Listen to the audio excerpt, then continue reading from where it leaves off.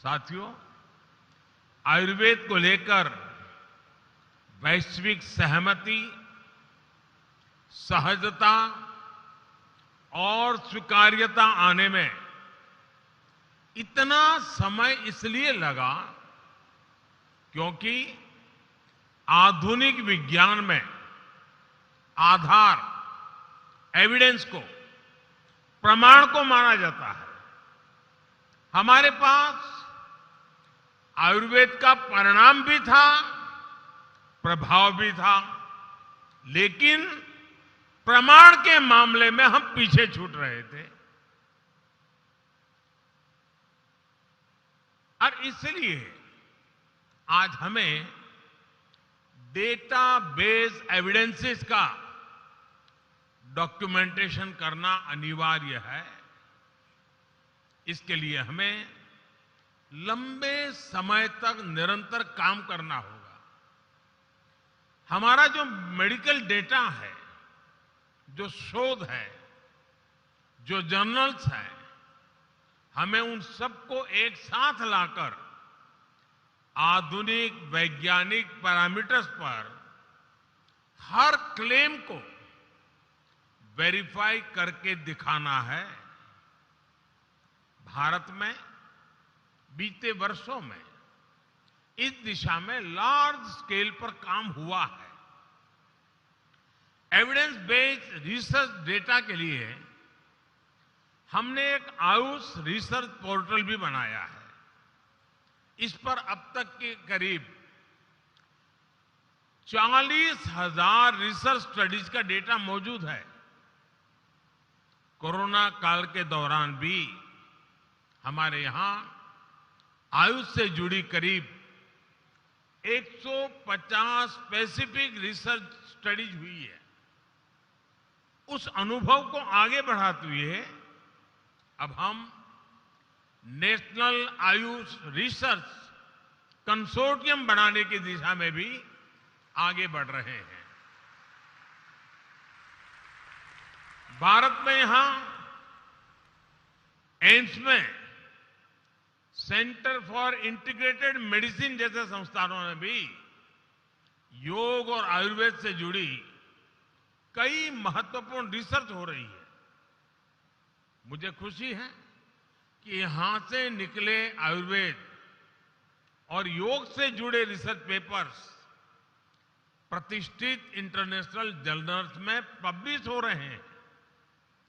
हाल फिलहाल में journal of American college of cardiology और न्यूरोलॉजी जर्नल जैसे सम्मानित जर्नल्स में कई रिसर्च पेपर्स पब्लिश हुए हैं। मैं चाहूंगा वर्ल्ड आयुर्वेद कांग्रेस के सभी प्रतिभागी, सारे देश भी आयुर्वेद को वैश्विक प्रतिष्ठा दिलाने के लिए भारत के साथ आएं, कोलैबोरेट करें और कंट्रीब्यूट करें। साथियों, आयुर्वेद एक ऐसा विज्ञान है जिसका दर्शन, जिसका मोटो है सर्वे भवन्तु सुखिनः, सर्वे सन्तु निरामया, यानी सबका सुख, सबका स्वास्थ्य। जब बीमारी हो ही जाए तब उसके इलाज के लिए मजबूरी नहीं बल्कि जीवन निरामय होना चाहिए, जीवन बीमारियों से मुक्त होना चाहिए। सामान्य अवधारणा है कि अगर कोई प्रत्यक्ष बीमारी नहीं है तो हम स्वस्थ हैं, लेकिन आयुर्वेद की दृष्टि से मैं स्वस्थ होने की परिभाषा कहीं व्यापक है। आप सब जानते हैं कि आयुर्वेद कहता है समदोष समाग्निश्च समधातु मलक्रिया प्रसन्न आत्मेन्द्रिय बना स्वस्थ इति अभिधीयते।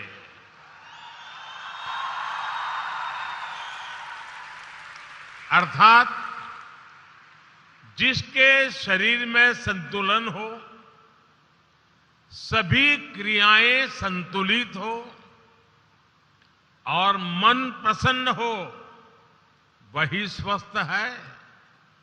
इसलिए आयुर्वेद इलाज से आगे बढ़कर वेलनेस की बात करता है, वेलनेस को प्रमोट करता है। विश्व भी अब तमाम परिवर्तनों और प्रचलनों से निकलकर इस प्राचीन जीवन दर्शन की ओर लौट रहा है और मुझे इस बात की बहुत खुशी है कि भारत में इसे लेकर काफी पहले से ही काम शुरू हो चुका है। जब मैं गुजरात में मुख्यमंत्री के रूप में काम करता था, हमने उस समय से ही आयुर्वेद को बढ़ावा देने के लिए कई प्रयास शुरू किए थे। हमने आयुर्वेद से जुड़े संस्थानों को बढ़ावा दिया, गुजरात आयुर्वेद यूनिवर्सिटी को आधुनिक बनाने के लिए काम किया। उसका परिणाम है कि आज जामनगर में WHO की तरफ से विश्व का पहला और इकलौता global centre for traditional medicine खोला गया है। देश में भी हमने सरकार में एक अलग आयुष मंत्रालय की स्थापना की, जिससे आयुर्वेद को लेकर उत्साह भी आया और विश्वास भी बढ़ा। आज एम्स की ही तर्ज पर all India institute of Ayurveda भी खुल रहे हैं। इसी वर्ष ग्लोबल आयुष इनोवेशन और इन्वेस्टमेंट समिट का सफल आयोजन भी हुआ है, जिसमें भारत के प्रयासों की तारीफ WHO ने भी की है। अंतर्राष्ट्रीय योग दिवस को भी अब पूरी दुनिया हेल्थ और वेलनेस के ग्लोबल फेस्टिवल के तौर पर सेलिब्रेट करती है। यानी जिस योग और आयुर्वेद को पहले उपेक्षित समझा जाता था, वो आज पूरी मानवता के लिए एक नई उम्मीद बन गया है।